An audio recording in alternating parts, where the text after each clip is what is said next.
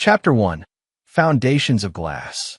Jackson Jack Winters stared at the framed family photo on his desk, a reminder of what once was. At 42, he'd built everything from scratch. A respected position as head of security operations at Axiom Technologies, a modest but comfortable home in Portland, and 15 years of marriage to Diana. Their daughter, Abby, now 12, had inherited his analytical mind and Diana's artistic talent. The perfect blend, he used to think. The first cracks appeared 3 years ago. Jack's dedication to implementing cutting-edge security systems for government contractors meant long hours and frequent travel.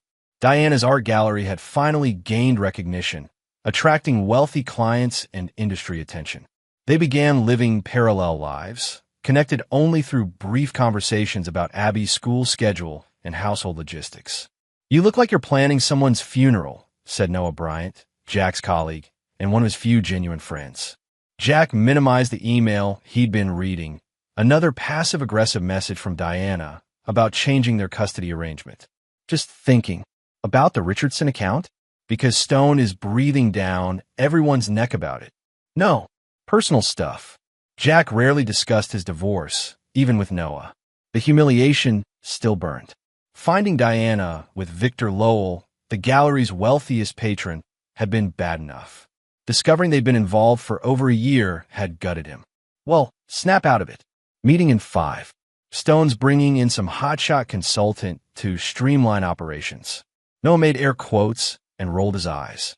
As they walked to the conference room, Jack's phone buzzed with a text from his mother. "Need to talk about Christmas arrangements. Call us tonight." Jack's relationship with Robert and Patricia Winters had always been complicated. They'd never quite forgiven him for choosing security work over joining his father's accounting firm. When the divorce happened, they'd maintained a polite relationship with Diana for Abby's sake. Jack suspected they secretly blamed him for the marriage falling apart. Later that day, Jack picked up Abby from school. Her face lit up when she saw him waiting, but dimmed quickly as she got into the car. "What's wrong, kiddo?" he asked, recognizing the furrow in her brow that appeared whenever something troubled her. "Nothing." She stared out the window. "School okay?"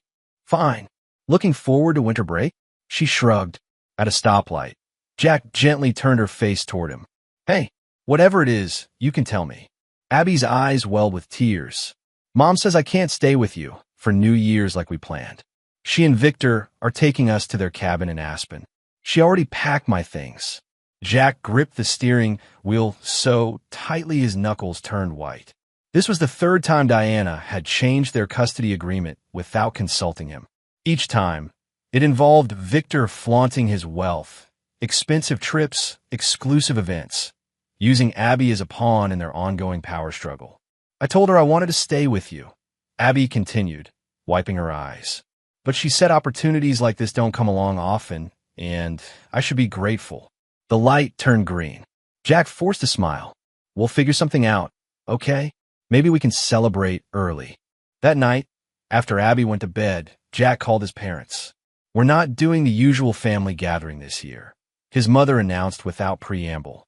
"Your father's back has been acting up, and we're just not up to hosting." "We could do it at my place," Jack offered. "Abby would love to see you both." A pause. "We were thinking something smaller this year. Just immediate family." The implication stung. Somehow, in his parents' eyes, he and Abby had become less immediate than Diana and her new life. "I understand," he said, though he didn't. "Maybe we could stop by briefly." "We'll see, dear. It's just been a difficult year financially. We're cutting back on everything, including gifts." After hanging up, Jack sat alone in his darkened living room. Something felt off about the conversation, but he couldn't place what. His parents had always been frugal but comfortable. His father's accounting firm was small but stable. That same night, in the sleek downtown penthouse that Victor Lowell called home, Diana was having a very different conversation. "They're on board," she told Victor as she slipped into bed beside him. "They've always adored you anyway." Victor smiled, the satisfied expression of a man accustomed to getting what he wanted. "Excellent." And Jack, clueless as always. Diana's laugh held a note of contempt. "He actually offered to host Christmas at his sad little house." "Let's focus on what matters," Victor said, pulling her close. Stone approved the restructuring proposal. Once it's implemented, Axiom will be positioned perfectly. And Jack, Victor's smile turned cold. By New Year's, your ex-husband will be nothing but an unpleasant memory. Neither of them noticed Abby standing in the hallway, having gotten up for a glass of water. She quietly returned to her room, clutching her phone, wondering if she should warn her father that something was very wrong. Chapter 2. The Christmas Deception. Snow fell gently outside Jack's apartment window as he wrapped the last of Abby's Christmas presents. He'd spent more than he should have: a new tablet for her digital art, books on animation, and art supplies, but seeing her face light up would be worth it. Despite Diana's last-minute schedule change, he'd managed to negotiate Christmas Eve with Abby. His phone buzzed. Noah's name appeared on the screen. "You're not going to believe this," Noah said without greeting. "Stone just called an all-hands meeting for December 27th. What? What? Organizational restructuring. You know what that means." Jack knew all too well. Layoffs just after Christmas. Any idea who's on the chopping block? Rumor is security operations is getting outsourced. That consultant's been meeting with the board all week. After hanging up, Jack tried to focus on wrapping presents, but Noah's news gnawed at him. Losing his job now, with alimony payments and Abby's upcoming school expenses, would be catastrophic. When Abby arrived the next morning, her smile didn't quite reach her eyes. "What's wrong, kiddo?" Jack asked as they decorated their small artificial tree. "Nothing." She placed a handmade ornament on a branch. "Mom and Victor are throwing a huge Christmas party tomorrow. Grandma and Grandpa are coming." Jack froze. "Your grandparents are going to Diana and Victor's?" Abby nodded.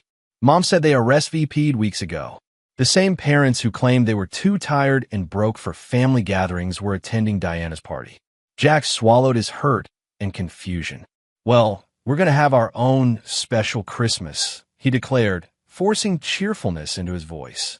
"Hot chocolate, Christmas movies, and enough cookies to make us sick." That night, as Abby slept, Jack scrolled through social media, a habit he'd mostly broken after the divorce. Diana had blocked him, but her profile remained public. Her recent post showed elaborate party preparations, caterers setting up, florists arranging centerpieces, and Victor standing proudly beside a 12-foot Christmas tree surrounded by mountains of wrapped gifts. The caption read, "Final touches for tomorrow's celebration with those who truly matter. Hashtag family first, hashtag blessed life." Jack closed the app, feeling sick. Diana had always been image conscious, but this performative display of wealth seemed designed specifically to highlight the contrast between her new life and what he could provide. Christmas Eve with Abby was bittersweet. They baked cookies, watched holiday movies, and opened their gifts at midnight, a tradition from Jack's own childhood. Abby squealed with delight at the tablet and immediately started sketching. Jack's heart swelled watching her, momentarily forgetting his worries. The next morning, he drove her back to Diana's, where 2 luxury SUVs were parked in the driveway. He recognized his parents' vehicle immediately. "Do you want to come in?" Abby asked hopefully. "Say hi to Grandma and Grandpa." Jack shook his head. "I don't think that would be a good idea, honey, but I'll see you for New Year's, right? Before your Aspen trip?" Abby looked away. "Mom changed the dates. We're leaving tomorrow." The familiar anger surged, but Jack tamped it down. "Okay, we'll figure something out when you get back." As Abby walked toward the house, the front door opened. Diana emerged, immaculately dressed in an outfit that probably cost more than Jack's monthly rent. Behind her stood Victor, hand possessively on her waist. "Jack," Diana called with false warmth. "Would you like to join us? Your parents are here." Before Jack could respond, his mother appeared in the doorway, looking more elegant than he'd seen her in years, wearing what appeared to be a new dress and jewelry. "Jack, dear," what a surprise. The disconnect between her excited greeting and the conversation where she claimed they couldn't afford Christmas was jarring. Jack muttered an excuse about prior commitments and drove away, confusion and hurt churning in his stomach. Alone in his apartment, Jack mindlessly scrolled through TV channels, trying to distract himself from the emptiness. His phone buzzed with a notification. Diana had tagged his parents in a social media post. Against his better judgment, he clicked on it. The photos showed an elaborate Christmas dinner. His parents beamed alongside Diana, Victor, and Victor's two teenage children from a previous marriage. Present opening photos revealed clothing, electronics, and jewelry for everyone. His father was proudly displaying an expensive-looking watch, while his mother modeled a pearl necklace. Victor's kids were surrounded by boxes from high-end stores. The final photo showed everyone raising champagne glasses. Diana's caption read, "Best Christmas ever with real family. Some people may be blood, but family is about who truly belongs." Hashtag blessed, hashtag Christmas magic. Jack stared at the screen, the betrayal cutting deeper than anything since discovering Diana's affair. His own parents had lied about being unable to afford Christmas, only to lavish gifts on Diana, Victor, and Victor's children, while his daughter watched, understanding exactly what it meant. His phone rang. Abby's tearful voice came through before he could even say hello. "Dad, aren't we family?" The simple question broke something in Jack. "Of course we are, baby. You and me. We're always family." Then why did Mom say that? And why did Grandma and Grandpa bring all those presents for Jake and Madison, but nothing for me? Jack closed his eyes, rage building. "I don't know, honey. I heard Grandpa telling Victor that he's the son they never had." "Dad, what did I do wrong?" "Nothing," Jack said firmly. "You did nothing wrong. This is adult stuff, and it's messed up, but it has nothing to do with you." After calming Abby and promising to call her tomorrow, Jack sat in silence. Then he texted his parents a simple message. "I understand. We're done." He blocked their numbers and all social media accounts. Whatever game they were playing with Diana and Victor, he wanted no part of it. His focus needed to be on protecting Abby and himself from further hurt. 3 days later, Jack sat in the Axiom Technologies conference room as CEO Matthew Stone announced the strategic restructuring that would eliminate the entire security operations department, Jack's department. The work would be outsourced to a new company, Lowell Security Solutions, founded by none other than Victor Lowell. As colleagues around him reacted with shock and anger, Jack noticed Victor standing in the corner, smirking directly at him. This wasn't coincidence. This was calculated destruction. Chapter 3. Revelations and Rock Bottom. January brought relentless rain to Portland, matching Jack's darkening mood. The severance package from Axiom would cover expenses for 3 months at most. Job applications had yielded nothing. Every security firm in the area seemed mysteriously unreceptive to his resume. Noah, who'd also been laid off, met Jack at a dingy bar downtown. "It's like I've been blacklisted," Noah said, nursing a beer. 3 interviews canceled last week. One HR person actually told me off the record that someone had called about me. "Same here," Jack replied. "Victor's making sure we can't work in this field again. The bastard's systematic. Lowell Security Solutions is snapping up all the contracts and hiring everyone except our team." Jack's phone buzzed with a text from Abby. "Can you pick me up from school tomorrow? Mom's exhibition opening runs late." At least Diana couldn't take away his daughter, though she tried reducing his custody after the job loss, claiming financial instability. His lawyer had fought it off, but legal fees had drained his savings. The next day, picking up Abby proved to be the one bright spot in an otherwise brutal week. She climbed into his car, unusually quiet. "Everything okay?" he asked. "Grandma and Grandpa came to the house today," she said, staring out the window. They were crying. Jack's hands tightened on the steering wheel. What happened? They kept saying Victor tricked them. Mom was yelling, and Victor told them to leave. She looked at him with worried eyes. They said Victor took all their money. That night, after dropping Abby at Diana's, Jack researched Victor Lowell. Beyond the public image of successful businessman and art patron, there was surprisingly little information. His investment firm, Lowell Capital, managed funds for select private clients and had no public portfolio. Jack's doorbell rang near midnight. Opening it revealed his parents, looking nothing like the elegant couple from Diana's Christmas photos. His father's face was haggard, his mother's eyes red from crying. "Please," his mother said when he moved to close the door. "We need to talk to you." Against his better judgment, Jack let them in. They sat on his couch, looking diminished. Victor convinced us to invest our retirement money with him. His father explained, voice hollow. Said he could double our returns in 6 months. Special opportunity, very exclusive. Let me guess, Jack said coldly. The money's gone. His mother nodded, fresh tears falling. All of it, for $100,000. When we asked for statements, he said the market had shifted unexpectedly. When we pressed, he got angry, said we'd signed papers acknowledging the risk. And you trusted him more than your own son. The words came out sharper than Jack intended, but he couldn't contain the bitterness. We were wrong, his father admitted. About everything. Diana, she changed after marrying him. Became someone we didn't recognize. Why the Christmas charade? Telling me you had no money for gifts. Then showing up at their house with presents for everyone except your own granddaughter. His parents exchanged pained looks. Diana told us you'd forbidden Abby from accepting gifts from us, his mother said quietly. Said you were poisoning her against us because of the divorce. And you believed her? Jack stood, anger building. Without even asking me. We were wrong, his father repeated. We wanted to believe we hadn't lost you and Abby. Diana offered a way back into her life, and by extension, Abby's. He looked up, eyes pleading. She convinced us you were the problem. We were stupid. Jack wanted to throw them out, to hold on to his anger, but the defeated slump of his father's shoulders gave him pause. Why come to me now? We have nowhere else to go, his mother admitted. The house is mortgaged to the limit. We used that money to invest with Victor too. The realization dawned on Jack. The gifts at Christmas? The clothes, jewelry? All from Victor, his father confirmed. Said it was an advance on our guaranteed returns. Now we know it was just more manipulation. Jack paced his small living room, mind racing. Have you gone to the police? We consulted a lawyer, his father said. The paperwork we signed, it's legitimate.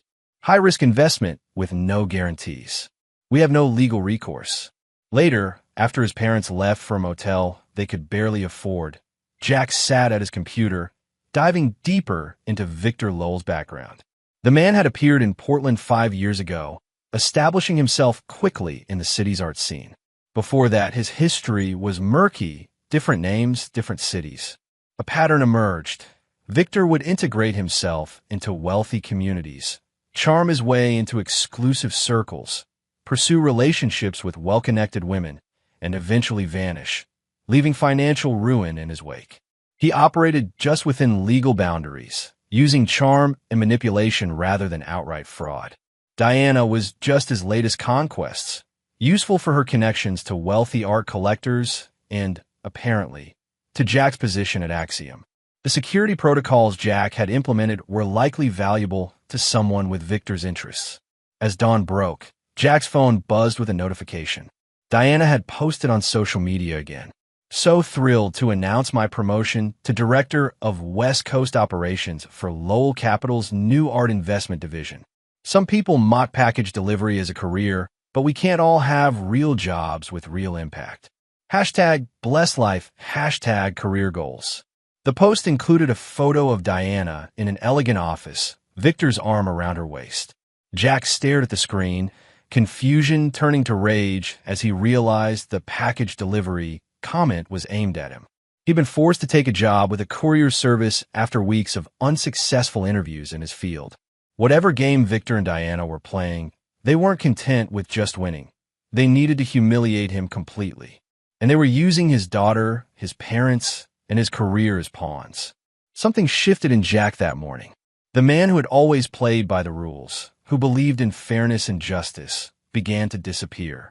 In his place grew something colder, more calculated. If Victor Lowell wanted war, Jack would give him one.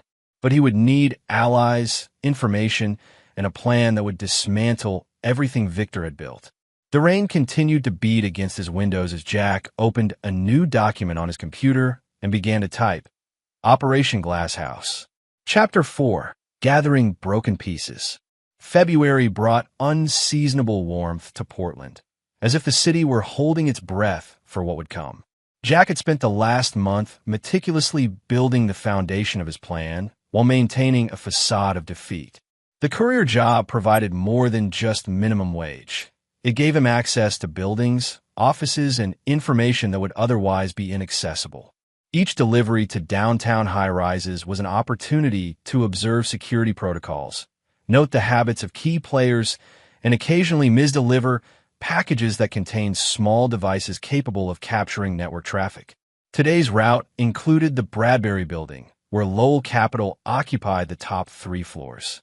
As Jack entered the lobby in his courier uniform, he spotted a familiar face, Meredith Chun, Diana's former assistant at the gallery and one of the few people who had reached out to Jack after the divorce. "Jack," she approached cautiously. "I heard you were working somewhere else." The pity in her voice would have stung a month ago. Now Jack used it. "Yeah, doing what I can." "You still at the gallery?" Meredith glanced around and lowered her voice. "No, I'm with Lowell Capital now. Diana brought me over." She hesitated. "Can we talk?" "Not here." They arranged to meet after her workday at a coffee shop in a different neighborhood, far from anyone who might recognize them. Jack completed his deliveries, including one to the 14th floor of the Bradbury, 2 floors below Lowell Capital, but sharing the same HVAC system. The small device he left behind in a potted plant would capture wireless network traffic within range. At the coffee shop, Meredith looked nervous, constantly checking the door. "I shouldn't be talking to you. Diana would fire me if she knew." "Why did you want to meet?" Jack asked, studying her intently. "Because what they're doing isn't right." Meredith leaned forward. "Victor isn't who he claims to be. The art investment division is just a front.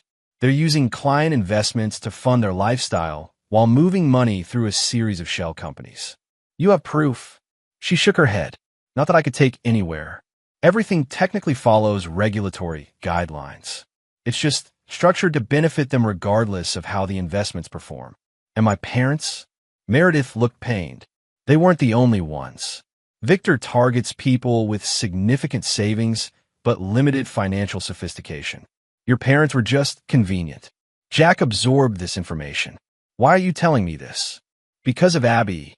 Meredith's eyes welled up. "The way they talk about you in front of her, it's cruel. And Diana's changed. Everything's about status now, impressing Victor's friends. Abby's like a prop they bring out when it suits their image." Before leaving, Meredith slipped Jack a USB drive. "Security camera footage from the Christmas party. I thought you should see it." That night, Jack watched as his parents arrived at Diana and Victor's home, bringing modest gifts, clearly all they could afford. Victor's mockery was subtle but unmistakable, guiding them to place their packages beside the mountain of expensive presents he'd provided. Most disturbing was Diana pulling Jack's mother aside, whispering something that made the older woman look stricken, then nodding tearfully.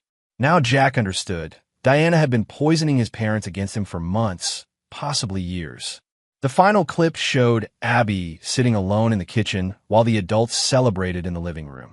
When Victor's son deliberately knocked over her water glass, soaking the sketchbook Jack had given her, Diana simply laughed and handed the boy a towel, ignoring Abby's tears. Jack closed his laptop, cold fury replacing the hurt. This wasn't just about him anymore. The next day, Jack visited Noah, who had been forced to move to a smaller apartment after failing to find work in security. "I need your help," Jack said without preamble. "And it might not be entirely legal." Noah didn't hesitate. "After what Victor did to us, I'm in." Jack outlined his growing plan. "First, we need intelligence. Victor's operation has to have vulnerabilities. I still have contacts at Axiom," Noah offered. "People in IT who weren't laid off. They're not happy about the outsourcing." "Perfect. We also need to understand exactly how his investment scheme works." Over the next 2 weeks, their small team grew. Meredith provided internal documents and access codes. Noah's contacts at Axiom revealed that Lowell Security Solutions had implemented substandard systems, cutting corners to maximize profit. Jack's courier position allowed him to map the physical layouts of key buildings and identify potential entry points. They gathered in Jack's apartment, walls now covered with notes, diagrams, and timelines. "Victor's hosting a gala next month," Meredith reported. "All his major investors will be there. Diana's organizing it." "That's our window," Jack decided. "We'll need equipment." This led them to Miguel Ortiz, a former Axiom security specialist, now working as a bouncer at a downtown club. Like the others, he'd been blacklisted by Victor. You're talking about serious crimes, Miguel warned after hearing Jack's proposal. Breaking and entering, computer intrusion. I'm talking about justice, Jack countered. Victor destroyed lives and continues to do so. The system won't stop him. Miguel studied the plans. Even if you get the information, what then? Expose him? He has lawyers, connections. I don't want to expose him, Jack said quietly. I want to destroy him. Take everything, just like he took from us. As the others discussed logistics, Jack's phone rang, Abby's ringtone. He stepped away to answer. Dad, her voice was small, frightened. Can you come get me? What's wrong? Mom and Victor are fighting. He threw something, and it almost hit me. Mom said it was my fault for being in the way. Jack was in his car before the call ended. When he arrived at Diana's house, the front door was open. Inside, Diana was picking up pieces of a broken vase, her movements clumsy. The smell of alcohol was strong. Where's Abby? Jack demanded. Diana looked up, eyes unfocused. Jack, what are you doing here? Abby called me. Where is she? Upstairs, I think. Diana waved vaguely. Victor's out. Business dinner. Jack found Abby in her room, backpack already packed. Ready to go? She nodded, eyes red from crying. As they left, Diana stumbled into the hallway. You can't take her. It's not your night. Call your lawyer if you have a problem, Jack replied coldly. I'm sure the judge would be interested in hearing why Abby was dodging thrown objects tonight. Diana's face hardened. This won't end well for you, Jack. Victor will. Victor will what? Jack stepped closer, voice dropping to a dangerous whisper. Tell him I'm done being the victim. Whatever comes next, he brought on himself. That night, Abby slept in Jack's spare room while he finalized details with his team. Operation Glass House was taking shape, a multi-pronged attack designed to dismantle Victor's financial empire, expose his methods, and ensure he could never recover. The next morning, as Jack made breakfast, Abby watched him with solemn eyes. Are you going to fight them? Mom and Victor. Jack hesitated, then sat beside her. I'm going to make sure they can't hurt us anymore. Or anyone else. Abby nodded, surprising him with her maturity. Good. They deserve it. This might get complicated, Jack warned. People might say things about me.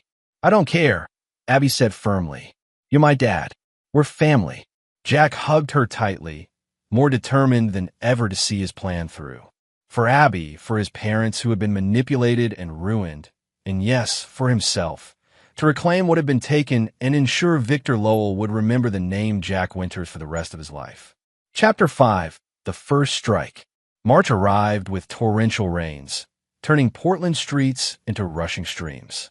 Jack watched from his apartment window as lightning split the sky, a violent backdrop to the storm brewing in his own mind. Operation Glass House had progressed from planning to implementation. Miguel had acquired the necessary equipment, surveillance devices, specialized tools for bypassing security systems, and custom software for penetrating networks. Noah had cultivated sources inside Axiom's remaining staff, gathering intelligence on Victor's new security protocols.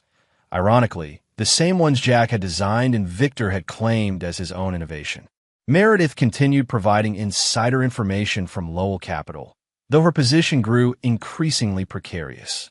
Diana's watching me, she reported during their latest meeting. She's paranoid, checking my computer when I step away. We're almost ready, Jack assured her. Once we move, your part will be done. That afternoon, Jack received an unexpected visitor, his father, looking older than his 65 years. I went to the bank today, Robert Winters said without preamble. Try to get a loan using the house as collateral. He shook his head. There's already a lien against it. Victor? No. Diana. Robert's voice cracked. She had us sign papers at Christmas. Investment documents, she said. We were so eager to believe her, to stay connected to Abby, that we signed without reading everything. Jack led his father to the kitchen table. What exactly did you sign? Turns out it included a personal guarantee secured by our house. When Victor's investment failed, the debt transferred to us. That's fraud, Jack insisted. You could fight it. Our lawyer says it would be her word against ours, and the documents have our signatures. Robert looked up, eyes haunted. Your mother had a minor stroke yesterday. Stress, the doctor said. Jack's hands clenched into fists. Where is she? Portland General. They're keeping her for observation. At the hospital, Jack found his mother looking frail in the sterile bed. She reached for his hand, tears in her eyes. I'm so sorry, Jack. We betrayed you, believed Diana's lies. It's not your fault, Jack said, meaning it. Victor and Diana are professionals at manipulation. We're losing everything, she whispered. The house, our savings. 50 years of work gone. Jack's phone buzzed with a text from Abby. Mom won't let me visit Grandma. Says I'll miss important social events. Dad, please help. He showed his mother the message. Diana's keeping Abby away from you now, too. Patricia Winters closed her eyes, tears slipping down her cheeks. She told us you were the one preventing visits. We believed her because it was easier than facing our own guilt for how we treated you. Jack stayed until visiting hours ended, then drove to Diana's house. Through the front windows, he could see an elegant dinner party in progress. Victor holding court in the dining room, Diana laughing at his side. No sign of Abby. He texted her, "Where are you?" "My room." Not allowed downstairs. Adult conversation happening. "Your grandmother's in the hospital. Want to visit her?" "Yes. But Mom took my shoes and coat as a precaution after I asked earlier." Jack's decision was immediate. He called Diana's phone, watching through the window as she checked the caller ID, frowned, and stepped away from the table to answer. "What do you want, Jack?" "We're in the middle of dinner." "I'm outside. Send Abby out with her coat and shoes. She's going to visit her grandmother in the hospital." Diana laughed. "It's not your night. Go away before I call the police." "Your choice," Jack replied calmly. "Either Abby comes out, or I come in and explain to your guests exactly who they're dining with." Through the window, he saw Diana's face tighten with anger. "You wouldn't dare. Try me." 3 minutes later, Abby emerged from the front door, coat hastily buttoned, backpack clutched to her chest. Diana watched from the doorway, face a mask of fury. "This isn't over," she called as Jack helped Abby into his car. "You're right about that," he replied, loud enough for the curious dinner guests now peering through the window to hear. "It's just beginning." At the hospital, Abby hugged her grandmother gently, careful of the 4 lines. "I'm sorry I didn't come sooner." "Not your fault, sweetheart," Patricia assured her. "Your mom and Victor have been controlling things." While Abby chatted with her grandparents, Jack stepped into the hallway to take a call from Noah. "We have a problem," Noah said without preamble. "Victor's bringing in a new security consultant for the gala. Someone who knows our methods." "Ooh, Stone from Axiom. They're partnering on some venture. If he recognizes any of our technical signatures." Jack considered this complication. "We need to accelerate the timeline. How soon can we move on phase 1? Equipment's ready. Miguel can install the devices tomorrow if we create a distraction." "Do it," Jack decided, "and tell Meredith to prepare the financial data. We move on Friday." Friday arrived with the first operation of their plan, installing surveillance equipment in Lowell Capital's offices and securing access to their networks. Miguel, posing as a maintenance worker, planted microscopic cameras in conference rooms and Victor's office. Meanwhile, Noah deployed specialized devices to capture network traffic and login credentials. The real breakthrough came when Meredith provided access to Diana's work computer. From it, Jack extracted emails revealing the extent of Victor's scheme, systematically targeting wealthy investors, using psychological manipulation to gain their trust, then structuring investments to fail while he profited. Most damning were communications between Victor and Diana discussing Jack's parents specifically. Robert and Patricia are perfect marks. They're desperate to maintain a connection to their granddaughter, and their guilt over siding with Jack makes them vulnerable. "We can easily secure their house as collateral." Diana's reply was equally calculating. "I've been conditioning them for months. They'll sign anything if they think it keeps them in Abby's life. The Christmas party will seal the deal." Jack forwarded these emails to his father's lawyer, who immediately began proceedings to challenge the lien on their house. But this was just the beginning. Phase 2 targeted Victor's reputation among his investors. Using the access they'd gained, Jack's team identified clients who had already lost money but were being strung along with promises of recovery. Noah created a secure, anonymous platform to share evidence of Victor's methods with these investors. The result was immediate and devastating. 3 major clients withdrew their investments, demanding audits. Others began asking uncomfortable questions. Victor's carefully constructed image began to crack. Diana, sensing trouble, increased her social media presence, posting photos of their luxurious lifestyle with captions emphasizing their success and happiness. Jack noted the defensive quality of these posts, the increasingly desperate need to maintain appearances. At his apartment, now serving as operation headquarters, Jack briefed his expanding team. 2 more former Axiom employees had joined, along with a forensic accountant who had reviewed the evidence against Victor. "He's panicking," Jack explained, showing them surveillance footage of Victor shouting at staff in his office. "Starting to make mistakes. Our sources say he's trying to liquidate assets and move money offshore." "What about Diana?" Meredith asked. "She's becoming suspicious of everyone. Yesterday, she fired her assistant for taking a phone call in the stairwell." Jack pulled up Diana's latest social media posts. "She's doubling down on the facade. Look at this." The post showed Diana in her office, caption reading, "While some people deliver packages, real executives make strategic decisions. So blessed to be partnered with a man of vision. Hashtag power couple, hashtag career goals." Noah snorted. "She really can't resist taking shots at you, can she?" "It's useful," Jack replied. "Keeps them focused on humiliating me publicly while we dismantle them from within." The next phase was more direct and more risky. Using the access they'd gained, Jack's team began systematically corrupting data in Lowell Capital systems. Not obvious enough to trigger immediate alarm, but sufficient to create inconsistencies in financial reports, client communications, and regulatory filings. Meanwhile, Jack had been cultivating a relationship with James Wilson, a financial journalist who had previously investigated investment frauds. Without revealing his identity, Jack provided Wilson with documentation of Victor's methods, including evidence related to cases in other cities where Victor had operated under different names. Wilson's resulting article didn't name Victor directly, but described patterns that matched his operation perfectly. Industry insiders immediately began connecting the dots. The pressure mounted when Jack anonymously delivered evidence of Victor's predatory targeting of elderly investors to the state attorney general's office. While careful not to implicate himself, Jack ensured the documentation was compelling enough to warrant preliminary investigation. Victor's response was predictable and exactly what Jack had anticipated.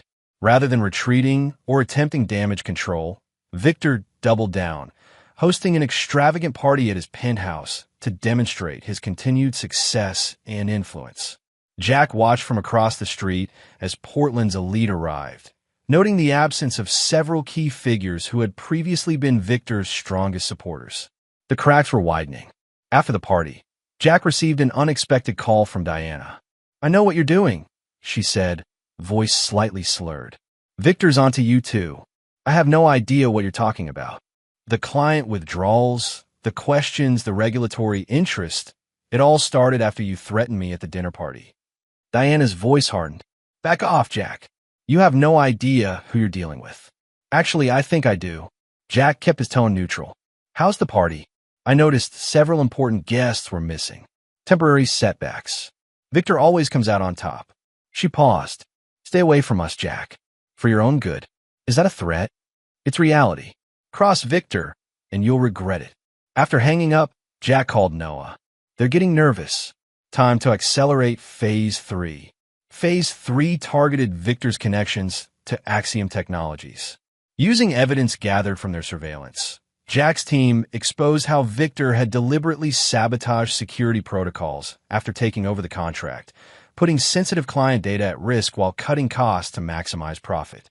This information, delivered anonymously to Axiom's board and major clients, created immediate panic. Within days, Axiom announced they were reviewing all security contracts, including the one with Lowell Security Solutions. Victor, now fighting fires on multiple fronts, made his first major tactical error. He attempted to shift blame to former Axiom employees, specifically Jack, claiming they had deliberately created vulnerabilities before leaving. This accusation gave Jack exactly the opening he needed. Through his lawyer, he publicly demanded evidence of these claims, knowing none existed.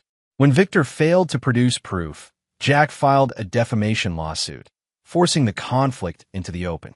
Diana, increasingly unstable as pressure mounted, escalated her attacks on Jack on social media, now directly naming him and making claims about his character and parenting.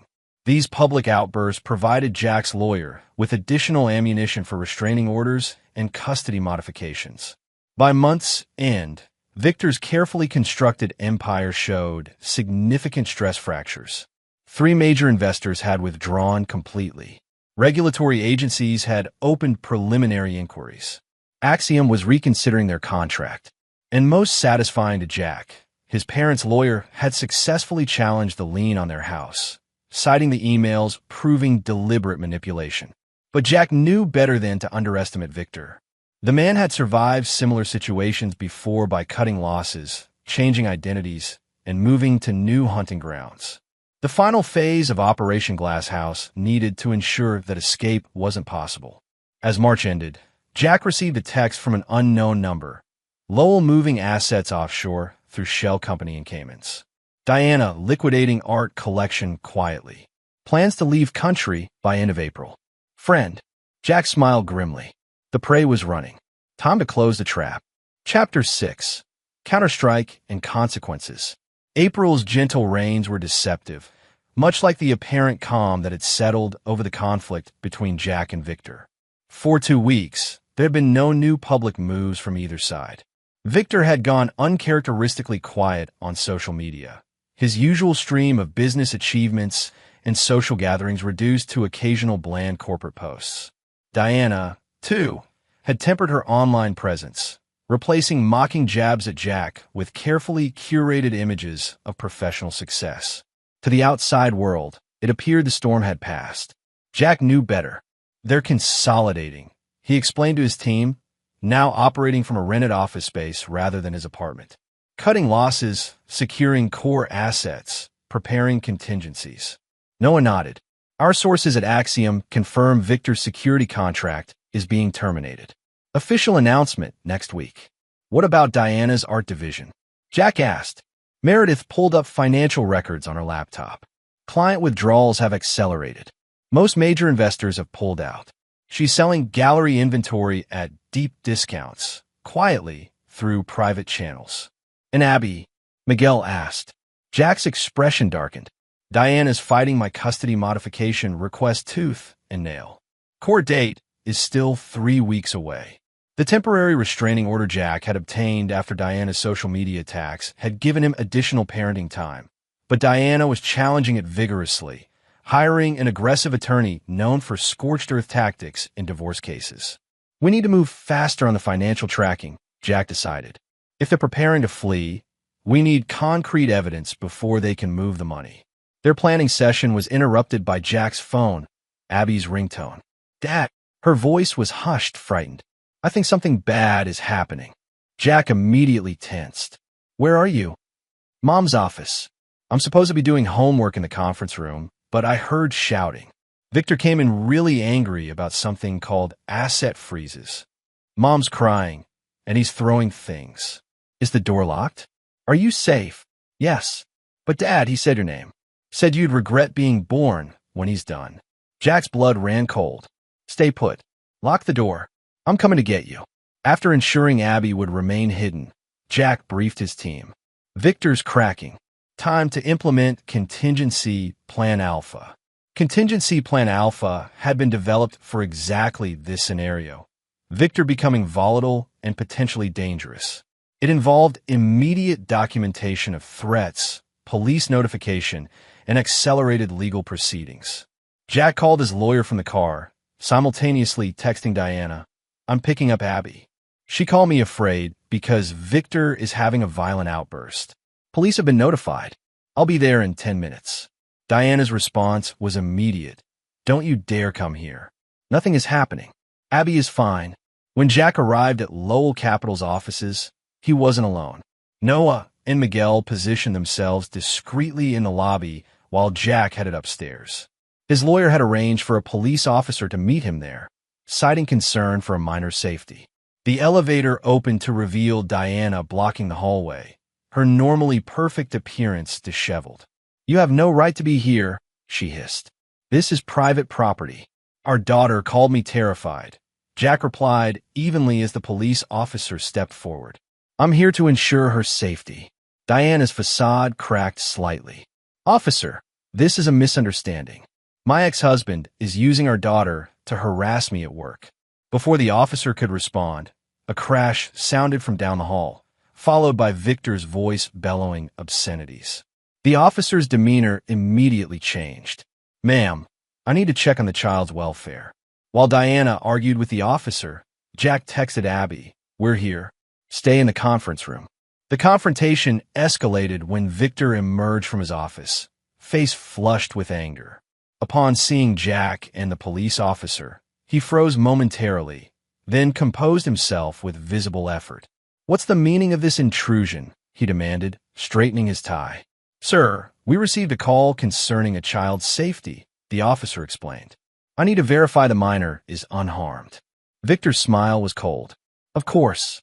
Diana, please show the officer that Abby is perfectly fine." Diana hesitated, then led the way to the conference room. The door was locked from the inside. "Abby, honey, can you open the door?" No response.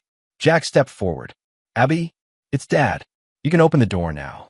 The lock clicked, and Abby emerged, phone clutched in her hand. She immediately moved to Jack's side. The officer took in the scene. Abby's frightened expression, Victor's barely controlled rage, Diana's uncharacteristic dishevelment. "I'd like to speak with the minor privately." What followed was a carefully orchestrated sequence that Jack had planned meticulously. While the officer interviewed Abby, Jack's lawyer arrived with emergency custody papers, citing the documented disturbance and Abby's recorded call as evidence of an unsafe environment. By day's end, Jack had temporary full custody, with Diana granted supervised visitation pending a full hearing. Victor, furious at this public humiliation, made his second critical error. He threatened Jack in front of witnesses, including the police officer. "You think you've won?" Victor snarled as Jack prepared to leave with Abby. "This is nothing. I will destroy you, your career, your entire existence." The officer stepped between them. "Sir, I strongly advise you to stop making threats." Victor sneered. "It's not a threat. It's a promise. Ask him about the break-ins at Lowell Capital, the corporate espionage. He's behind it all." Jack maintained a puzzled expression. "I have no idea what he's talking about. I'm just here for my daughter." The accusation, however, achieved exactly what Jack had anticipated. It gave him documented evidence of Victor's volatility and provided justification for the restraining order his lawyer filed immediately afterward. The following week brought Victor's counterattack. Using his remaining connections, he orchestrated a whisper campaign suggesting Jack had engaged in corporate sabotage. An anonymous tip to Jack's courier employer resulted in his termination. Private investigators began following Jack, photographing his movements and meetings. Most concerning was the break-in at Jack's apartment while he and Abby were visiting his mother at the hospital. Nothing was stolen, but the message was clear: Victor could reach them anywhere. Jack accelerated the final phase of Operation Glass House. Using the financial data Meredith had provided, his team traced the movement of funds through Victor's shell companies. The forensic accountant identified patterns consistent with money laundering and tax evasion. Not enough for criminal charges, but sufficient to interest regulatory authorities. Through James Wilson, the financial journalist, Jack arranged for a comprehensive expose on Victor's operations, timed to coincide with the quarterly filing deadlines for Lowell Capital. The article, meticulously documented and legally vetted, revealed Victor's pattern of targeting vulnerable investors, his history of leaving ruined lives in different cities, and his current efforts to move assets offshore ahead of potential regulatory action. The aftermath was swift and devastating. The Securities and Exchange Commission announced a formal investigation. 3 banks froze accounts associated with Lowell Capital pending review. Former clients filed lawsuits seeking to recover losses. Victor's response was to go on the offensive publicly, giving an interview claiming he was the victim of a coordinated smear campaign orchestrated by disgruntled former employees of Axiom Technologies, specifically naming Jack. "This is corporate terrorism," Victor declared to a business reporter. Jack Winters couldn't accept being replaced by superior talent, so he's fabricated this entire narrative to destroy a legitimate business. The interview provided Jack with exactly the opening he needed.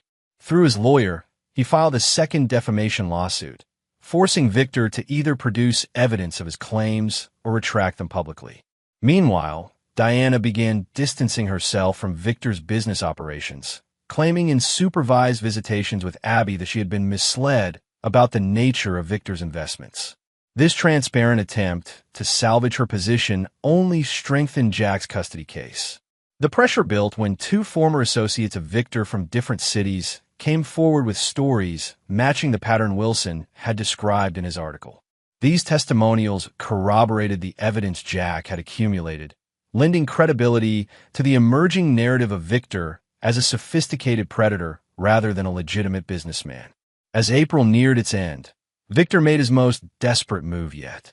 Using private investigators, he uncovered connections between Jack and Noah, Meredith, and Miguel. He attempted to have criminal charges filed, claiming they had conspired to hack Lowell Capital's systems and steal proprietary information. The police investigation that followed was exactly what Jack had prepared for. All the surveillance equipment Miguel had installed had been done through a legitimate front company with proper work orders authorized by Meredith in her capacity as an executive assistant. The network access Noah had utilized came through credentials Meredith had provided as part of her job duties. Most importantly, no actual theft of funds had occurred, only documentation of Victor's own illegal activities. The investigation quickly shifted focus from Jack's team to Victor himself when evidence of his offshore accounts and tax discrepancies emerged during the review of Lowell Capital's records. By month's end, Victor's empire was crumbling. Lowell Security Solutions lost its last major contract. The art investment division Diana headed was shut down amid client withdrawals. Regulatory freezes prevented access to most of their liquid assets. In a last desperate gambit, Victor attempted to leave the country, only to be stopped at the airport due to a court order requiring him to remain available for ongoing legal proceedings. Diana, realizing the sinking ship could no longer sustain her lifestyle, filed for divorce from Victor, her 3rd divorce in 10 years, as Jack's research had revealed. Jack watched these developments with cold satisfaction, but he knew better than to celebrate prematurely. Victor was wounded, but not destroyed. Diana was already positioning herself as a victim rather than a co-conspirator. And the final phase of Operation Glasshouse, the most dangerous and personal, was yet to come. On the last day of April, as Jack prepared Abby for bed in their new, more secure apartment, she asked the question he'd been dreading. "Is it over, Dad? Did we win?" Jack sat beside her on the bed. "Not yet, honey, but we're getting there. What happens next?" Jack thought of the final pieces moving into position. The offshore account traces, the documentation of Victor and Diana's manipulation of his parents, the evidence of their deliberate campaign to destroy his career and reputation. "Justice," he said simply, "and then we can start over. Just us." Abby hugged him tightly. "Promise we'll always be family? No matter what. I promise." Jack kissed the top of her head, his resolve hardening. For Abby, for his parents, for himself, Victor and Diana would pay the full price for their betrayal. Not just financially or professionally, but personally. They would experience exactly what they had inflicted on others, complete and devastating loss. The endgame was set for May. One final, irrevocable strike that would ensure Victor Lowell and Diana would never recover. Chapter 7. Checkmate in Motion. May in Portland brought sunlight and blooming flowers, a stark contrast to the storm Jack was about to unleash.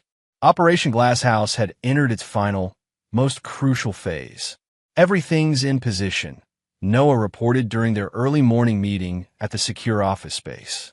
Financial traces complete, offshore accounts documented, communication records secured. Jack reviewed the detailed timeline on his laptop. What about Diana's movements? Meredith pulled up a surveillance report. She's filed for divorce from Victor, but still living in the penthouse. Her lawyer is negotiating for her to keep the art collection and property in exchange for her cooperation with authorities investigating Victor. Classic Diana, Jack remarked, always looking for the exit strategy that preserves her lifestyle. Miguel entered with coffee for everyone. Police just picked up Victor for questioning regarding tax discrepancies. Our contact says he'll be released by afternoon, but they confiscated his passport. Jack nodded. Perfect timing. What about the gala tonight? Still proceeding? Meredith confirmed. Diana's doubling down on appearances. Social media full of business as usual posts. She's positioning it as her solo venture now. Victor's name scrubbed from all promotions.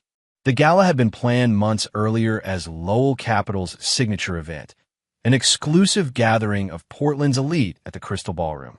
Now, with Victor under investigation and the company in turmoil, Diana had rebranded it as a showcase for her independent art investment venture. She's using it to launch her rebrand, Jack noted, distancing herself from Victor while keeping the connections he built. Typical, Noah agreed. She did the same thing after your divorce, kept the social circle, painted herself as the victim. Jack checked his watch. My court appearance is in 2 hours. Once that's complete, we move to final positions. The family court hearing was brief but decisive. Armed with documentation of Diana's involvement in Victor's schemes, evidence of her attempts to alienate Abby from Jack and his parents, and testimony from the police officer who had witnessed Victor's volatile behavior, Jack's lawyer made a compelling case for permanent modification of the custody arrangement. Diana's attorney attempted to portray her as an unwitting victim of Victor's manipulation, but fell silent when Jack's lawyer produced emails showing her active participation in targeting Jack's parents and sabotaging his career. The judge's ruling granted Jack primary physical custody, with Diana allowed supervised visitation twice monthly. More importantly, Diana was ordered to pay child support based on her income from the gallery and investments, an ironic reversal of the financial burden she had tried to impose on Jack after the divorce. Outside the courthouse, Diana confronted Jack, her composure slipping. You think you've won? This is temporary. I'll appeal. You're welcome to try, Jack replied calmly. But I'd focus on your more immediate problems. The forensic accountants are finding interesting patterns in your financial records. Color drained from Diana's face. What are you talking about? Your independent investments. The ones you managed separately from Victor. Did you really think no one would notice the similarities to his methods? Diana's eyes darted nervously. You're bluffing. There's nothing to find. We'll see. Jack turned to leave, then paused. Enjoy your gala tonight. I hear it might be your last for a while. The threat left Diana visibly shaken, exactly as Jack had intended. A panicked Diana would make mistakes, accelerate her plans, and potentially incriminate herself further. Back at their operations center, final preparations were underway. The team had expanded to include 2 former regulatory investigators who had been consulting on the financial trail, a cybersecurity specialist monitoring digital communications, and James Wilson, now fully briefed on the complete scope of Victor and Diana's operations. Diana will be scrambling after the court ruling, Jack explained. She'll try to secure assets, reach out to allies, possibly accelerate plans to relocate funds. We need to capture all of it. Noah's team had already positioned surveillance at key locations: Diana's home, her gallery, the Crystal Ballroom where the gala would be held. Meredith's inside access provided real-time monitoring of Diana's communications with lawyers, financial advisors, and remaining clients. Most crucial was the evidence Jack had been assembling for months. A comprehensive dossier documenting not just Victor's predatory investment schemes, but Diana's equal partnership in them. This included her targeting of Jack's parents, her manipulation of custody arrangements to maintain appearances, and her deliberate campaign to destroy Jack professionally and personally. This dossier had been carefully structured into 3 components: financial crimes for regulatory authorities, personal misconduct for family court, and a narrative account for media distribution. Each was legally vetted, meticulously sourced, and designed to withstand the inevitable challenges. As evening approached, Jack met with his parents at their home, saved from foreclosure after the lien was invalidated. His mother, recovered from her stroke but still moving slowly, hugged him tightly. "Are you sure about tonight?" she asked. "It seems risky." "It's necessary," Jack replied. Diana is trying to separate herself from Victor, preserve her position and connections. If she succeeds, she'll rebuild and continue the same patterns. His father nodded solemnly. "Just be careful. Victor may be cornered, but that makes him more dangerous." Jack checked his phone. A message from Noah confirming video feeds were active at all targeted locations. Everything's in place. By morning, it will be over. While Diana prepared for her gala, presenting a facade of untroubled success to Portland society, Jack's team executed the final phase of Operation Glasshouse. First, the financial component. Using the traces they'd established through Victor and Diana's offshore accounts, they documented the movement of funds from investor accounts through a series of shells and, ultimately, to personal holdings. This evidence was simultaneously delivered to the SEC, IRS, and state financial regulators, triggering immediate freezes on all associated accounts. Second, the professional component. James Wilson's comprehensive expose went live on a major financial news site, detailing not just Victor's schemes, but Diana's equal culpability. The article included testimonials from victims in multiple cities, documentation of their methods, and expert analysis of their financial manipulations. Third, the personal component. A carefully edited video compilation showing Diana's contradictory statements about Jack, her role in manipulating his parents, and her use of Abby as leverage was distributed to family court officials, mutual acquaintances, and key figures in Portland's art community, the same people currently attending her gala. At the Crystal Ballroom, Diana was midway through her carefully rehearsed speech about new beginnings and artistic integrity when phones began buzzing throughout the room. Confused looks and whispers spread as guests viewed the incoming notifications, news alerts about the investigation, Wilson's article, and the video evidence. Diana, sensing the shift in atmosphere, faltered in her presentation. When she checked her own phone during a supposed pause for dramatic effect, her face went ashen. Simultaneously, at Victor's downtown apartment, police arrived with warrants related to the financial evidence Jack's team had provided. The offshore account documentation had triggered automatic flags in several regulatory systems, escalating what had been preliminary inquiries to formal investigations. Victor, already under pressure from earlier questionings, made his final catastrophic error. He attempted to flee through a service exit, only to be apprehended by officers positioned there based on intelligence from Jack's surveillance. Back at the gala, Diana's carefully constructed facade crumbled as guests began making excuses and leaving. Her attempts to damage control, claiming misunderstandings, promising explanations, fell on increasingly deaf ears as more details emerged through social media and breaking news alerts. The final blow came when her own lawyer called, informing her that in light of the new evidence, he could no longer represent her. As Diana stood alone in the rapidly emptying ballroom, her phone buzzed with a text from Jack. "How does it feel to lose everything? To watch people you thought were friends turn their backs? To know your reputation, your career, your future are destroyed? Now you understand what you tried to do to me.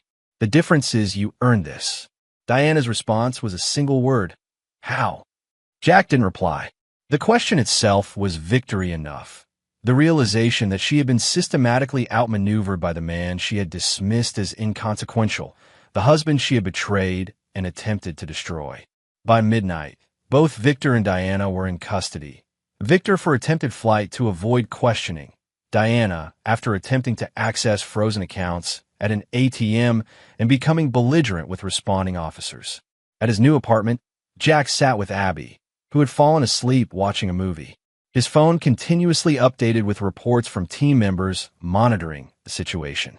Noah confirmed Victor would remain in custody pending formal charges. Meredith reported that Diana's remaining clients were publicly distancing themselves from her. Miguel verified that all surveillance equipment had been removed, leaving no trace of their operation. Jack sent a group message to the team. Phase complete. Stand down. Thank you all. As he closed his laptop, Jack felt not the triumph he had expected, but a quiet sense of justice served. Victor and Diana had destroyed lives without remorse, using people as stepping stones to wealth and status. They had targeted his family, manipulated his parents, attempted to alienate his daughter, and systematically dismantled his professional reputation, all while mocking his efforts to rebuild. Now they would experience what they had inflicted on others, not through illegal means or direct action on Jack's part, but through the exposure of their own crimes and manipulations. The system they had exploited would now process them accordingly. Jack received one final message that night from James Wilson, story going national tomorrow. Interviews requested. Your name kept out as requested, but authorities will eventually connect dots. Prepared for that. Jack replied simply, let them. Everything we did was documenting their own actions. The truth speaks for itself. As May's first week concluded, the full extent of Victor and Diana's operations became public knowledge. Investigations expanded to include their activities in previous cities, uncovering patterns of financial predation dating back years. Former victims came forward, empowered by the exposure, adding to the mounting legal challenges. Victor remained in custody, denied bail due to flight risk. Diana, released on bond, found herself increasingly isolated as former friends and associates avoided association with the growing scandal. The gallery closed, her art connections evaporated, and a lifestyle she had cultivated through manipulation and betrayal disintegrated. Jack's parents began recovery proceedings against both Victor and Diana, joining a growing class action lawsuit representing dozens of defrauded investors. The evidence Jack had gathered ensured these claims would be difficult to dismiss or delay through legal maneuverings. Most importantly to Jack, Abby was now protected from Diana's manipulations. The custody ruling, reinforced by evidence of Diana's character and conduct, created a stable foundation for Abby's future, one where she wouldn't be used as a pawn or status symbol. Operation Glass House had achieved its objectives more completely than Jack had dared hope. Victor and Diana's carefully constructed world of illusion and exploitation had been systematically dismantled, leaving them to face the consequences of their actions. The final phase, reconstruction, could now begin. For Jack, Abby, and his parents, it was time to build something authentic from the ruins of betrayal. Chapter 8. The Unraveling. The summer heat arrived early in Portland, bringing with it a steady stream of revelations as Victor and Diana's empire continued to collapse under legal and public scrutiny. Jack observed the unfolding drama from a calculated distance, having stepped back from active involvement once the evidence was in official hands. His focus shifted to rebuilding his relationship with Abby, his parents' financial security, and his own professional standing. June brought the first formal indictments against Victor: tax evasion, wire fraud, and financial misconduct charges that carried potential decades in prison. His legal team's attempts to secure bail continued to fail as more victims came forward, strengthening the prosecution's argument that he remained a flight risk. Diana, though not yet indicted, faced mounting civil litigation. Former clients of her gallery filed suits, claiming she had deliberately misrepresented investments. The art world that had once embraced her now treated her as toxic, canceling exhibitions and severing partnerships. Jack monitored these developments while pursuing his own recovery. Through contacts Noah had maintained, he secured a position with a cybersecurity firm specializing in financial systems protection. Ironically, the same expertise he had employed to document Victor's crimes. His first major project involved developing protocols to prevent exactly the type of manipulation Victor and Diana had perpetrated.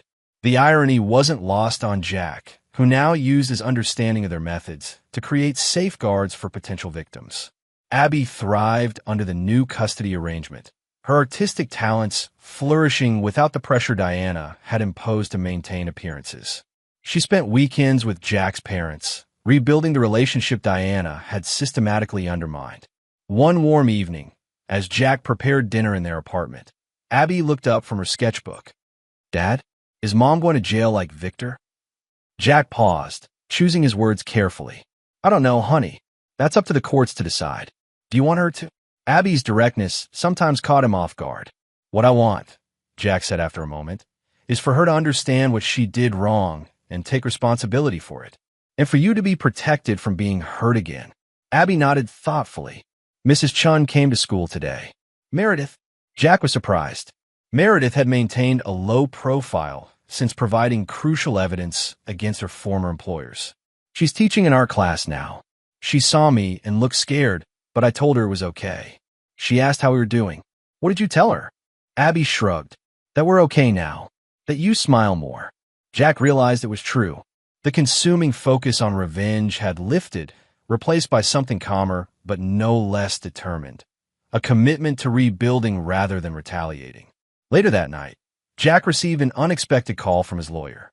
"Diana's attorneys have proposed a settlement," she explained. "She's offering to relinquish all claims to custody in exchange for dropping the civil suits your parents are pursuing." "That's unexpected," Jack replied, suspicious of Diana's motives. "What's her angle?" "From what I gather, she's attempting to negotiate a cooperation agreement with prosecutors. Reduced charges in exchange for testimony against Victor.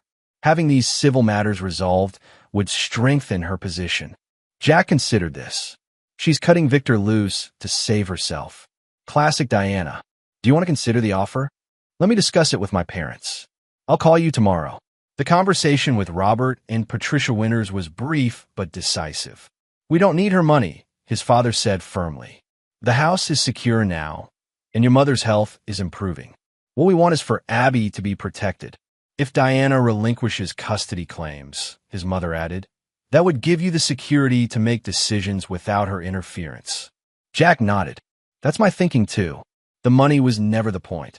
The next day, Jack authorized his lawyer to negotiate terms.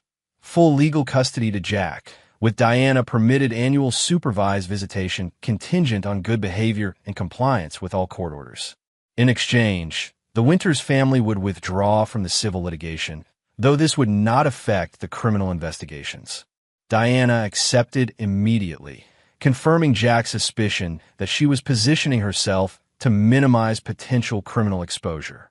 The formal agreement was filed with the court the following week, effectively removing Diana's legal connection to Abby except for the limited visitation rights.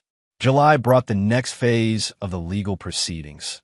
Victor's trial date was set for October, while Diana received formal notification that she was under investigation for financial crimes related to the Art Investment Division. Her cooperation agreement with prosecutors remained under negotiation, with Victor's legal team attempting to discredit her as a witness. Jack maintained his professional focus, his new position bringing both financial stability and the satisfaction of creating systems that would prevent others from experiencing what his family had endured. The cybersecurity firm, impressed with his insights, promoted him to lead a specialized team developing financial protection protocols. The team he had assembled for Operation Glasshouse gradually dispersed to their own recoveries. Noah joined a competing security firm, occasionally consulting with Jack on joint projects. Meredith expanded her art education work, finding purpose in teaching rather than selling. Miguel established his own private security consultancy, specializing in executive protection, ironically receiving inquiries from some of Victor's former associates now concerned about their own vulnerability. By August, the media frenzy had largely subsided, the story of Victor and Diana's downfall becoming yesterday's news as fresher scandals emerged. This suited Jack perfectly, allowing him to rebuild without constant reminders of the past. The final confirmation of Victor's fall came in late August, when his remaining assets were liquidated through court-ordered sales to satisfy mounting judgments. The penthouse where he had hosted lavish parties, the cars, the art collection, all sold at fraction of their value, the proceeds directed to a victim compensation fund. Diana, now living in a modest apartment across town, attempted to rebuild her own image through carefully orchestrated public statements expressing shock at Victor's activities and positioning herself as another victim. Few in Portland society accepted this narrative, particularly after Wilson's comprehensive reporting had documented her active participation. September brought unexpected closure from an unlikely source. Jack received a call from a prison administrator. Victor wanted to meet with him. "Absolutely not," was Jack's immediate response. "He claims to have information regarding your parents' missing investments," the administrator explained. "Something not covered in the court proceedings." After consulting with his lawyer, Jack agreed to a monitored meeting at the detention center where Victor awaited trial. He found Victor much changed, the confident, commanding presence replaced by a hollow-eyed man in a prison jumpsuit. "You destroyed me," Victor said without preamble, his voice lacking the arrogance Jack remembered. "You destroyed yourself," Jack corrected. "I just documented it." Victor laughed bitterly. "Such righteousness. As if you didn't orchestrate every step of my downfall.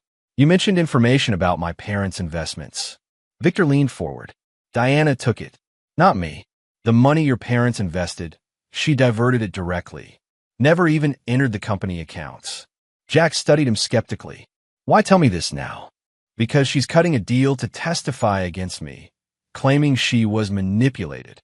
Victor's eyes narrowed. "She wasn't manipulated. She was the architect of half of it. The targeting of your parents? That was her idea entirely. And I'm supposed to believe you're suddenly concerned with truth?" Victor shrugged. "Believe what you want, but check account number 85721 at First Mercantile. Opened in her maiden name, Diana Chambers. That's where your parents' money went. Not to investments, not to my accounts. Directly to her personal use." After the meeting, Jack shared this information with the prosecutors and his parents' lawyer. Preliminary investigation confirmed Victor's claim. A separate account existed, and transactions matched the timeline of his parents' investment. This revelation led to Diana's cooperation agreement collapsing, as prosecutors now viewed her as equally culpable rather than a lesser participant. New charges were filed specifically related to the theft from the Winters family, undermining her carefully constructed victim narrative. Diana's response was desperate. She attempted to flee Portland, only to be detained at Seattle-Tacoma International Airport attempting to board a flight to Mexico. Like Victor before her, she now faced trial from a detention cell rather than the comfort of bail release. October brought Victor's trial, a 3-week proceeding that documented his predatory practices across multiple cities and years. Jack attended key sessions, observing the man who had attempted to destroy him, facing the full weight of his accumulated crimes. The jury deliberated less than 6 hours before returning guilty verdicts on all counts. The judge, citing the calculated nature of the crimes and the vulnerability of many victims, imposed the maximum sentence, 22 years in federal prison, with no possibility of parole until at least 15 were served.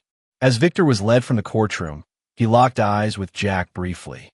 No words were exchanged, but the message was clear: acknowledgement of complete defeat. Diana's case moved more slowly, complicated by the new evidence regarding the Winters family funds. Her legal team repeatedly sought delays, hoping media attention would fade further. By year's end, however, she too faced trial, eventually accepting a plea agreement that included 5 years in prison and forfeiture of all remaining assets to victim compensation. For Jack, the legal proceedings provided closure, but not satisfaction. The true victory had come not from Victor and Diana's punishment, but from the rebuilding that followed their removal from his family's life. Abby continued to flourish, her artistic talents developing under positive guidance rather than Diana's status-focused pressure. Jack's parents recovered financially and emotionally, their relationship with their son and granddaughter stronger than before the ordeal. Jack's professional reinvention proved more successful than he had anticipated. The cybersecurity firm expanded his division into a full department, positioning him as a recognized expert in financial system protection. The knowledge gained through documenting Victor's methods now served to protect countless potential victims from similar schemes. The final chapter of the saga came unexpectedly, a year after Victor's conviction. Jack received a letter from Diana, sent from the federal correctional facility where she was serving her sentence. The letter contained no apologies, no acceptance of responsibility, just a single question. Was it worth it? Jack never replied. The answer was evident in a life he had rebuilt from the ruins of their betrayal. A life with authentic relationships, meaningful work, and a future unclouded by manipulation and deceit. For Diana, imprisoned with nothing but time to contemplate her choices, Jack's silence was answer enough.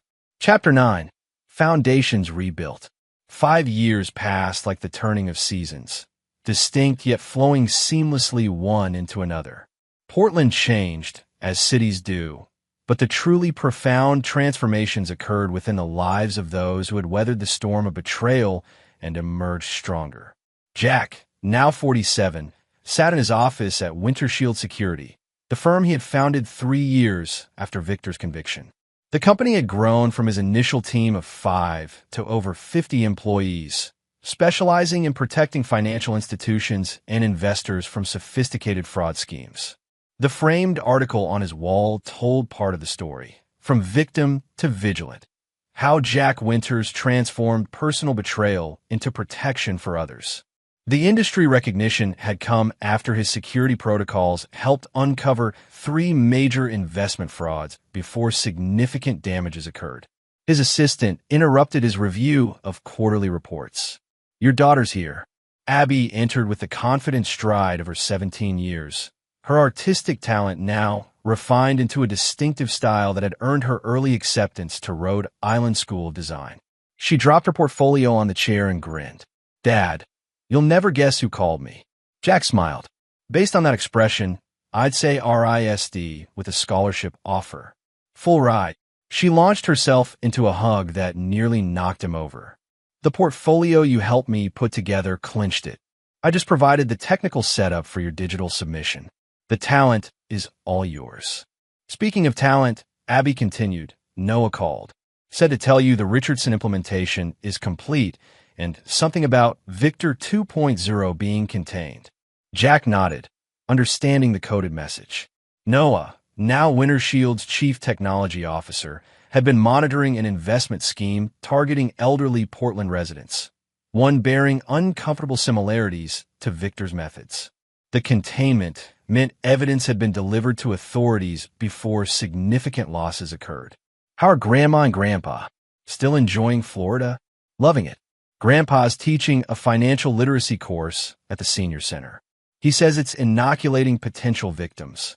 Robert and Patricia Winters had relocated to Florida 3 years earlier, their financial security restored through the Victim Compensation Fund and smart management of their remaining assets. Robert's new mission, educating seniors about investment fraud, had given him purpose beyond retirement. After Abby left for her afternoon art class, Jack reviewed the Richardson implementation details Noah had sent. The security system they developed incorporated lessons learned from documenting Victor's methods, creating tripwires that would alert compliance officers to patterns associated with predatory investment schemes. A notification appeared on his screen, an email from James Wilson, the journalist whose reporting had helped expose Victor and Diana. Now a respected author on financial crimes, Wilson occasionally consulted with Winter Shield on identifying emerging fraud patterns. "Thought you might want to know, Victor Lowell denied parole for the 2nd time. Diana Chambers completed her sentence last month, relocated to Arizona. Neither returned to the financial sector. Your work continues to protect people long after their removal. Well done." Jack closed the email without responding. He rarely thought about Victor or Diana anymore, their significance in his life diminishing with each passing year. The lessons learned, however, remained invaluable, both professionally and personally. That evening, Jack hosted a small dinner gathering at his home overlooking the Willamette River. Noah and his wife, Meredith and her partner, Miguel and his family. The core group that had formed during Operation Glass House had evolved into genuine friendships that extended beyond their shared past. To 5 years of Winter Shield, Noah proposed a toast. And to the man who turned a personal vendetta into a mission. Jack raised his glass. To all of you. I couldn't have done it alone. Later, as the gathering wound down, Meredith found Jack on the deck, watching the city lights reflect on the river. Have you heard from her? Meredith asked quietly. Since her release? Jack shook his head. No. Wilson mentioned she's in Arizona now. Does Abby know? She knows Diana's out. She doesn't want contact. Jack turned to face his friend. Diana sent graduation cards the first few years from prison. Abby never opened them. Meredith nodded, understanding. Some wounds don't heal with apologies. I don't think Diana is capable of genuine apology, Jack replied. Her letters to Abby never acknowledged responsibility. Just vague references to misunderstandings and difficult circumstances. The conversation shifted to happier topics. Abby's college plans, Noah's new baby, Miguel's son's baseball scholarship. Lives moving forward, no longer defined by what had been lost, but by what had been built in its place. The next morning, Jack reviewed applications for Winter Shield's Victim Advocacy Program, a foundation he had established to provide legal and financial support to those affected by investment fraud. The program embodied the philosophy that had emerged from his own experience. Protection required more than just security systems. It needed human connection and practical assistance for those already harmed. His assistant announced an unexpected visitor, Detective Karen Reeves, the officer who had been present during the confrontation at Lowell Capital years earlier. Now a lieutenant with the Financial Crimes Division, she occasionally collaborated with Winter Shield on cases. Sorry to drop in unannounced, she said, taking the offered seat. Thought you should hear this directly rather than through channels. Jack felt a momentary tension. Something about Diana? Reeves nodded. She's back in Portland. Showed up yesterday, checked into a hotel downtown. Given your history, we're keeping an eye on the situation, but legally. She served her sentence. Jack completed the thought. No restrictions on movement. Exactly. Just wanted you to be aware. After Reeves left, Jack called his lawyer to verify that the custody agreement remained in force despite Diana's release. It did, giving Jack sole legal custody until Abby turned 18, with any visitation requiring Abby's consent and court approval. He then called Abby, who was preparing for afternoon classes. Diana's back in Portland, he said simply. A pause. Does she know where we live? Not from any official source, but assume she could find out. What do you think she wants? Jack considered the question. Probably to see you. Possibly to attempt some form of reconciliation or explanation. I don't want to see her. Abby's voice was firm. I haven't opened a single letter in 5 years. Nothing's changed. That's your choice, and I'll support whatever you decide. Just be prepared for potential contact. After hanging up, Jack resumed his work, refusing to allow Diana's return to disrupt the life he had built. The company needed his focus, particularly with the expansion into East Coast markets scheduled for next quarter.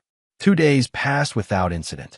On the third morning, Jack arrived at his office to find Diana waiting in the reception area. She had aged during her incarceration, her once immaculate appearance now simplified, her clothes replaced by practical business attire. When she saw Jack, she stood, visibly nervous.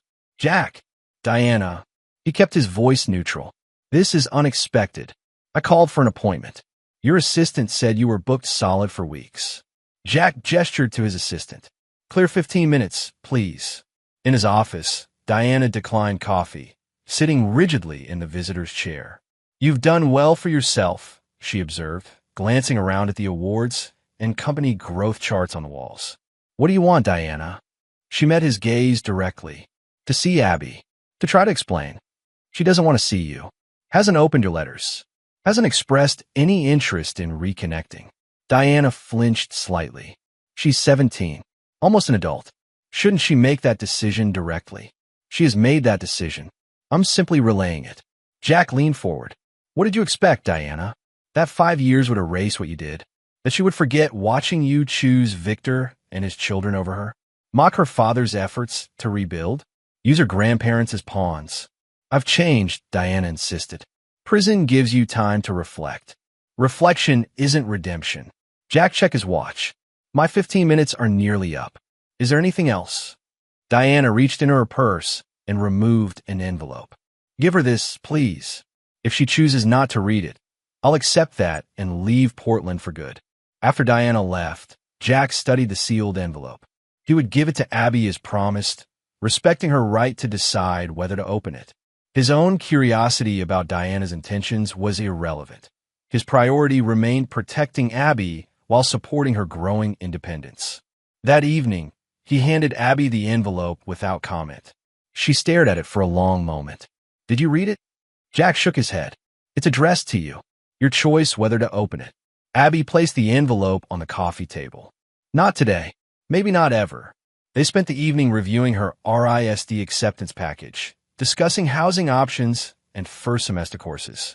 The envelope remained untouched, a physical manifestation of the past that no longer defined their present. The following week brought a scheduled deposition in Seattle, where Winter Shield was providing expert testimony in a major fraud case. Jack was preparing to leave when Abby appeared in his home office doorway, Diana's opened letter in her hand. I read it, she said quietly. Jack set down his briefcase. Do you want to talk about it? She wrote about her therapy in prison, about recognizing patterns from her own childhood that she repeated with Victor. Abby sat on the edge of his desk. It's actually insightful, like she finally sees herself clearly. That's positive, Jack offered neutrally. She's moving to San Francisco next month. Says she understands why I might never want contact, but wanted me to know she accepts responsibility for her choices. Abby looked up. She didn't ask for forgiveness. That shows growth, Jack acknowledged. Real accountability doesn't demand absolution. I don't hate her anymore, Abby said after a moment. But I don't need her in my life either. That's a healthy place to be. Abby folded the letter carefully. She mentioned you too. Said watching you rebuild from what she and Victor did taught her more than prison therapy. Jack absorbed this unexpected acknowledgement. We all make choices. After what happened, I chose to rebuild rather than just survive. You did more than rebuild, Abby pointed out. You created something that helps others. That's why I'm proud to be your daughter. The simple statement affected Jack more deeply than any victory in the long campaign against Victor and Diana. His daughter's recognition of the values that had guided his choices, resilience, integrity, service to others, represented the true triumph over betrayal. The Seattle deposition proceeded smoothly, establishing Winter Shield's evidence as central to the fraud prosecution. While there, Jack received notification that Diana had checked out of her Portland hotel, apparently accepting Abby's decision without further attempts at contact. Returning home, Jack found Noah waiting with unexpected news. Victor died yesterday. Heart attack in the prison exercise yard. Jack absorbed this information with surprising neutrality. The man who had once dominated his thoughts as the architect of destruction was now simply gone. Neither celebration nor regret seemed appropriate. I'll let my parents know, was his only response. That weekend, Jack visited his parents in Florida, a trip scheduled before Victor's death, but now carrying additional significance. He found them thriving in their retirement community, Robert's financial literacy classes at capacity, Patricia's health fully restored. Over dinner on their patio, overlooking the ocean, Jack shared the recent developments, Diana's letter, Abby's response, Victor's death. Do you feel vindicated? His father asked directly. Jack considered the question. Not vindicated. Completed, maybe. Like the final period at the end of a difficult chapter. Are you at peace with it all? His mother pressed. Truly, I think I've been at peace for a while now, Jack realized. Building Winter Shield, watching Abby grow, seeing you both recover, that became more important than what happened before. His father raised his glass. To closing chapters and writing new ones. Returning to Portland, Jack found a small package waiting at his office, a legal document from Diana's lawyer, notifying him that she had established a trust for Abby's education expenses. The accompanying note was brief, no strings attached, no contact expected, simply an acknowledgement of obligation. Jack forwarded the document to his lawyer for review, confirming it contained no hidden conditions that might resurface later. Finding none, he added the information to Abby's college planning folder.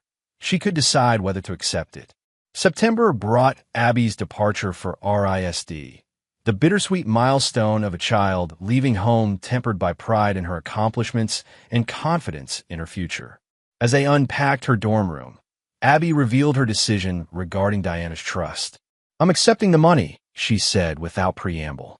"Not because I forgive her, but because turning education funds into art that helps others feels like the right kind of justice." Jack nodded approval. "Transformation rather than rejection. That's powerful. I learned from watching you," Abby replied simply. "You took what they did and transformed it into Winter Shield. I'll do the same with my art." Back in Portland, Jack continued expanding Winter Shield's reach, developing new protection protocols and advocacy programs. The company's reputation grew beyond financial security into the broader field of fraud prevention, with Jack increasingly recognized as an authority on the psychology of financial predators. In October, exactly 6 years after Victor's conviction, Jack received a final communication from Diana, a brief email notifying him of her relocation to San Francisco and providing contact information should Abby ever wish to reach out. The message ended with an unexpected acknowledgement. "You won in every way that matters, Jack. Not just against Victor and me, but in creating something meaningful from what we destroyed. I won't contact Abby again. That door remains hers to open if she ever chooses. What I've learned too late is that real family isn't about blood or appearances or social standing. It's about who remains when everything else is stripped away." For Abby, that was always you. Jack didn't respond, but saved the email in a folder he had maintained through the years. Documentation not of the betrayal, but of the recovery and growth that followed. The folder contained milestones of rebuilding, Abby's achievements, his parents' healing, Winter Shield successes, and now this final acknowledgement. The following spring, Winter Shield hosted a conference on fraud prevention, bringing together financial institutions, law enforcement, and victim advocates. Jack delivered the keynote address, sharing insights gained through both professional expertise and personal experience. "The most dangerous predators aren't strangers lurking in shadows," he explained to the assembled audience. "They're those who gain trust, establish relationships, and exploit emotional connections. Their weapons aren't guns or threats, but manipulation and betrayal." As he continued his presentation, outlining the protective systems Winter Shield had developed, Jack realized how completely he had transformed his own experience of betrayal into a force for prevention and protection. The wounds that had once defined him had become wisdom that benefited others. After the conference, Noah approached with news that brought their journey full circle. "Remember the Victor 2.0 case we contained last year? The investigators just found connections to 3 other operations in different cities. They were using our detection protocols to identify targets. So we're actually changing how these schemes operate," Jack noted with satisfaction. "Better than that," Noah grinned. "We're making them extinct. These guys can't function when the red flags are known and systems are in place to spot them." That evening, Jack called Abby at RISD, sharing the news about Winter Shield's expanding impact. "Your warning systems are basically Victor repellent," she laughed. "Poetic justice." Speaking of art and justice, Jack segued. "How's the community project going?" Abby's voice brightened. "Amazing. The exhibition opens next month. My installation is called Reconstructed, taking broken pieces and creating something stronger where they join. The gallery curator says it's powerful. Like you," Jack said simply. After they hung up, Jack stood at his living room window, watching Portland's lights brighten against the evening sky. The journey from betrayal to renewal had been longer and more complex than he could have imagined when he first discovered Diana and Victor's deception. The Christmas when his parents had claimed poverty while lavishing gifts on others, when Abby had whispered, "Aren't we family?" When Jack had realized the depth of betrayal surrounding him. That moment had seemed like an ending. In reality, it had been the beginning of something stronger and more authentic than what had been lost. Jack's phone buzzed with a message from his assistant. The governor's office had called, inviting him to serve on a newly formed commission for financial consumer protection. Another opportunity to transform personal experience into broader protection for others. As he typed his acceptance, Jack reflected on the nature of true victory. It wasn't the downfall of those who had betrayed him, satisfying as that had been. The real triumph lay in what had been built from the ruins, a life of integrity, meaningful work that protected others, and relationships based on genuine trust rather than manipulation. Victor was gone. Diana had acknowledged defeat and withdrawn. But Jack Winters continued building, creating ripples of protection that extended far beyond his personal experience. In the end, that was the most complete form of justice. Not just surviving betrayal, but transforming it into something that made survival more likely for countless others.